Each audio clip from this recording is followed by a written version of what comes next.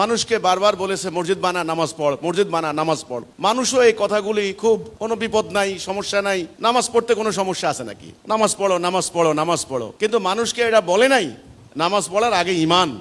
ইমানের কথা হলো আল্লাহর হুকুম ছাড়া অন্য কারো হুকুম মানা যাবে না। এইটা যেই লোকটা আল্লাহর হুকুম মানবে সেই লোকটাই নামাজ পড়বে। মূলত মোমেনের জন্য নামাজ, এই কথাটা বলে নাই। আর মোমেন হইতে হইলে দুখান জিনিস লাগে, এক ইমান, দুই হলো জিহাদ।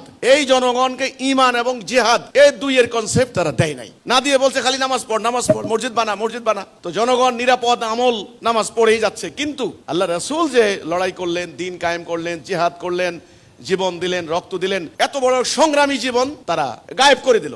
এটাকে গোপন করলো না। কেন গায়েব করে দিল? কারণ তারা জানে তারা নিজেরা করবে না, এত বড় ঝুঁকি তারা নিবে না, রিস্ক তারা নিবে না। এই জন্যে তারা নিজেরা যেহেতু করবে না, তাহলে জনগণকে আমরা বলবো না, তারা গোপন করে রাখলো। যেখানে আল্লাহ রোজা ফরজ করেছেন, কিতাল ফরজ। যেখানে আল্লাহ সুদ হারাম করেছেন, সুদও হারাম।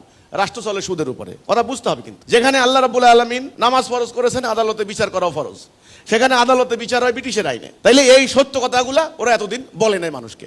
এখন হিজবুত তাওহীদ আল্লাহর পক্ষ থেকে যখন দাঁড়িয়েছে, খুবই সাধারণ খেটে খাওয়া এই সাধারণ শ্রমজীবী মানুষ মুক্তিকামী মানুষ, এরা আসলে ওই যে বেলালদের মতো, হযরত বেলাল রাদিয়াল্লাহু তাআলা আনহু ওনাদের মতো নিপীড়িত জনতা, বঞ্চিত অসহায় জনতা, মানবাধিকার হারা জনতা। এরা সমাজে খালি নিপীড়িত লাঞ্ছিত হয়েছে এই ধর্মগুরুদের দ্বারা আর পলিটিশিয়ানদের দ্বারা। এখন এরা ঐক্যবদ্ধ হয়েছে আল্লাহর দ্বীন কায়েম করার জন্য।